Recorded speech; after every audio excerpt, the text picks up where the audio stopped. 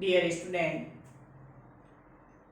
आज हम BSc part second organic chemistry के अंदर एमीन से उसका नॉमेनक्लेचर, स्ट्रक्चर और बॉन्डिंग उस पर डिस्कस करेंगे।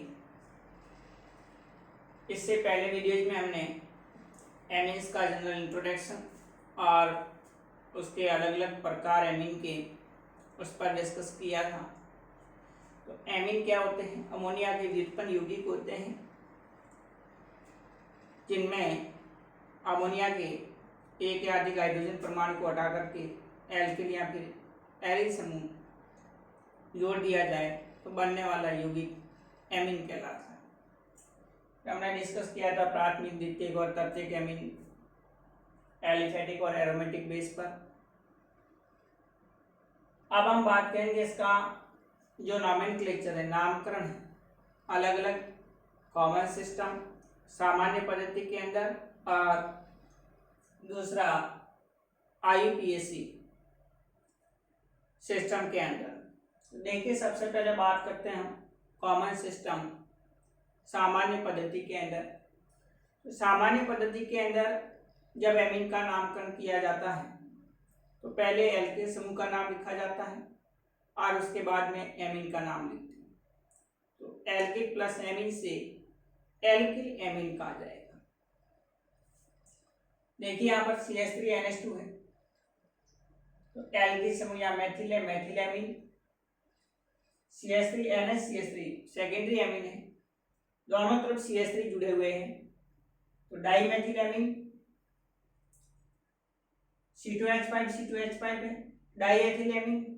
तो पहले एल्किल समूह का नाम लिखा जाता है, उसके बाद एमीन, उसको साथ में एल्किल एमीन कहा जाता है। और यदि अलग अलग एल्काइल समूह जुड़े हुए हैं तो फिर हम अल्फाबेटिक ऑर्डर के अंदर जो पहले आएगा उसको पहले लिखा जाएगा और जो बाद में आता है उसको बाद में लिखा जाता है। कभी भी हम अगर दो सेम प्रकार के एल्किल समूह है तो उसके लिए डाई, ट्राई, इस तरह से उसका जो फर्स्ट अल्फाबेटिक ऑर्डर डी और टी है वो नहीं लिखा जाता। प्राइमरी और सेकेंडरी जो एमीन है या टर्सरी एमीन है उसका भी पी, एस और टी नहीं लिखा जाता। अगर असममित एमीन है तो उसके नामकरण में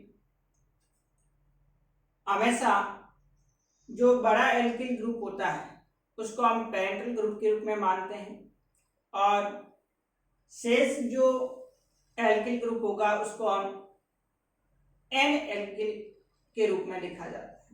देखिए, यहाँ पर CH3CH2NH3। अब यहाँ पर सेकेंडरी एमीन में एक तरफ मेथिल है और दूसरी तरफ एथिल समूह जुड़ा हुआ है। तो यहाँ पर जो बड़ा एल्किल समूह है वो क्या है? एथिल है। इसके साथ में हमेशा एमीन ग्रुप का नाम लिखा जाएगा और दूसरे वाला जो प्रतिस्थापी उसको अलग से एन एल्किल के रूप में लिखेंगे। तो यहाँ पर देखिए, एन मेथिल एथिल एमीन हो जाएगा, एन मेथिल एथिल एमीन हो जाएगा। यहाँ पर देखिए, दो मेथिल और एक एथिल ग्रुप जुड़ा हुआ है तो यहाँ पर ये जो सबसे बड़ा एल्किल ग्रुप है इसको हम पेरेंटल ग्रुप के रूप में मानेंगे तो इसके साथ में एमीन वर्ड लिखा जाएगा। बाकी दो मेथिल समूह को हम एन दोनों नाइट्रोजन से जुड़े हुए हैं तो एन डाइमेथिल एथिल एमीन कहा जाएगा।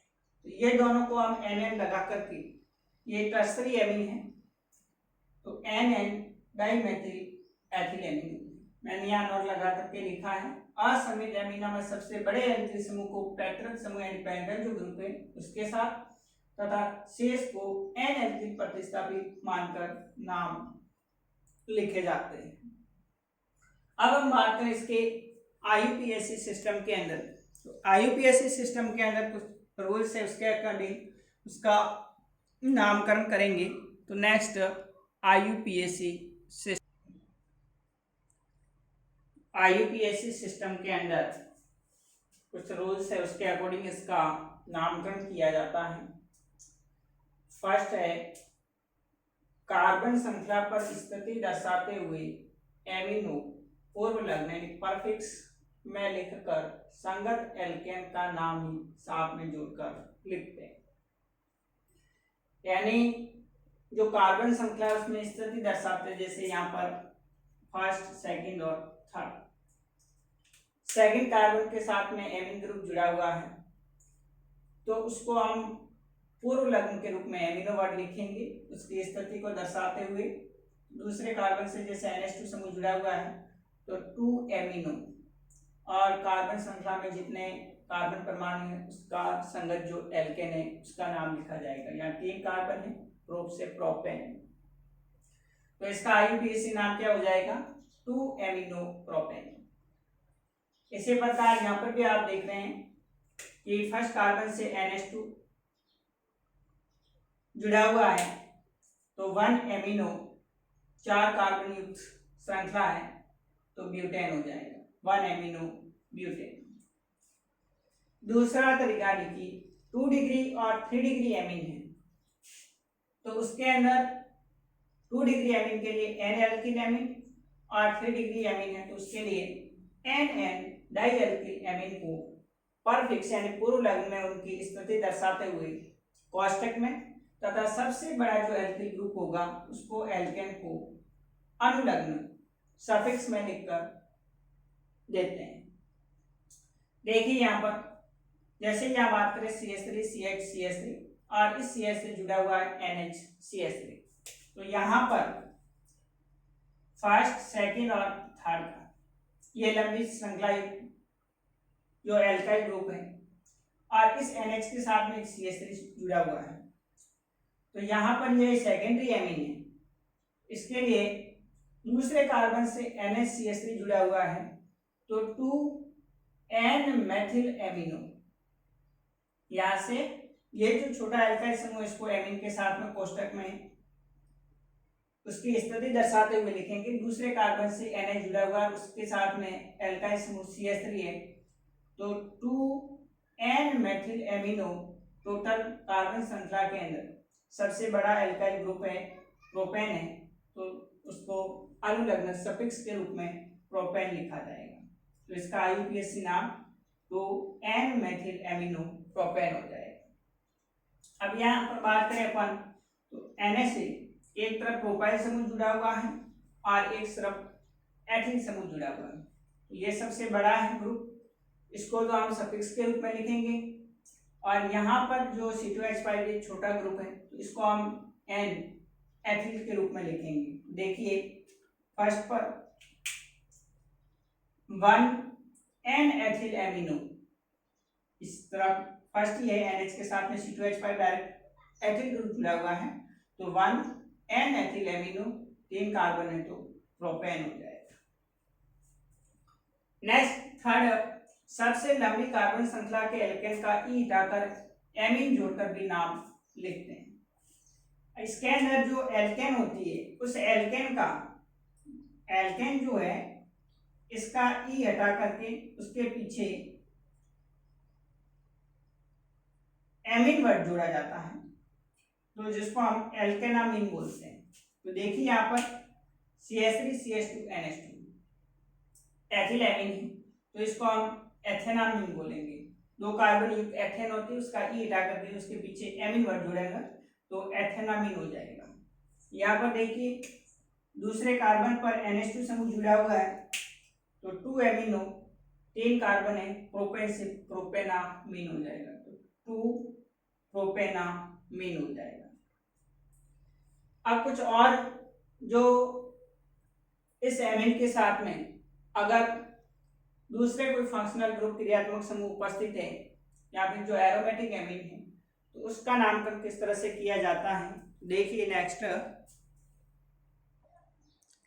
नेक्स्ट देखिए, यदि वरीयता प्राप्त कोई फंक्शनल ग्रुप जुड़ा हुआ है NH2 के अलावा तो उस वरीयता क्रम वाला जो क्रियात्मक समूह होगा उसको सफिक्स के रूप में और एमिनो ग्रुप है उसको हम एज ए सब्स्टिट्यूटेड ग्रुप प्रतिस्थापी के रूप में मानेंगे, उसको हम परफिक्स के रूप में लिखते हैं।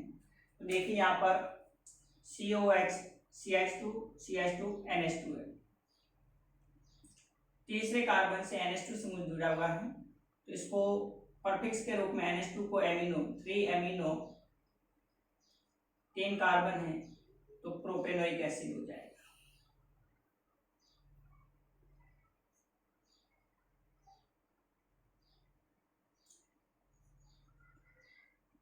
थ्री एमिनो प्रोपेनोइक अम्ल। नेक्स्ट पांचवा है एरोमेटिक जो एमीन होती है, तो उसके नामकरण में एमिनो को परफिक्स में लिखकर एरिन का सफिक्स में एमिनो के साथ जोड़ दिया जाता है।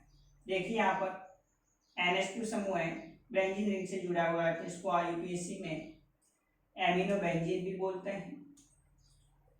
CH3 ग्रुप जुड़ा हुआ है पैरा स्थिति पर, यानी जो टॉलुइन होता है और इसके पैरा स्थिति पर ये NH2 है, ये दोनों कंडीशन सेम है, तो इसको पैरा एमिनो टॉलुइन कहा जाएगा। यहाँ पर इसके पैरा स्थिति पर NH2 है तो पैरा एमिनो एथिल बेंजीन कहा जाएगा। तो इस प्रकार से एरोमेटिक एमीन के अंदर एमिनो को परफिक्स में तथा एरिन को सफिक्स में लिख करके उसका नामकरण किया जाता है। इसके अलावा यदि NH2 समूह जैसे यहाँ पर डायरेक्ट बेंजीन रिंग के साथ में जुड़ा हुआ है तो इसको हम IUPAC में क्या बोलते हैं, एनिलीन कहा जाता है। अब यदि इसके ऑर्थो स्थिति पर, मेटा स्थिति पर, पैरा स्थिति पर अगर कोई प्रतिस्थापी समूह जुड़ा हुआ है तो वो एनिलीन के व्युत्पन्न मानकर उसको इस तरह से नामकरण करते हैं, जैसे इसके पैरा स्थिति पर Br जुड़ा हुआ है तो पैरा ब्रोमो एनिलीन, ऑर्थो स्थिति पर NO2 जुड़ा हुआ है ऑर्थो नाइट्रो एनिलीन। इस तरह से इसका नामकरण IUPAC सिस्टम के अंदर भी कर सकते हैं। अब हम नेक्स्ट जो टॉपिक है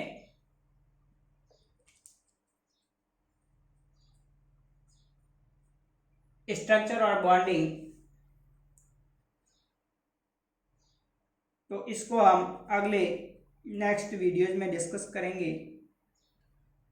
आज के इस वीडियो में कॉमन सिस्टम और IUPAC जो सिस्टम है उसके अंदर किस तरह से एमीन का नामकरण किया जाता है।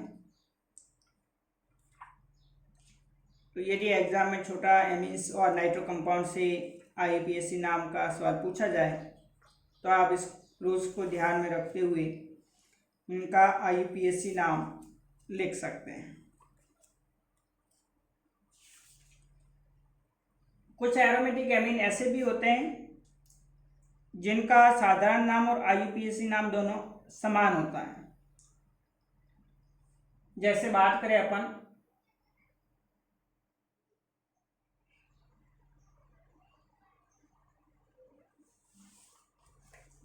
ये जो एनिलीन है इसको सामान्य एनिलीन और IUPAC में भी एनिलीन कहा जाता है। यहाँ पर यह पैरा एमिनो टोलुइन, तो इसको IUPAC में भी पैरा एमिनो टोलुइन और सामान्य नाम भी इसको पैरा एमिनो टोलुइन भी कहा जाता है। इस प्रकार से कुछ ऐसे कंपाउंड्स होते हैं जिसका IUPAC और कॉमन जो सिस्टम है उसमें सेम नामकरण है। तो आज के लिए इतना ही। Okay, thank you.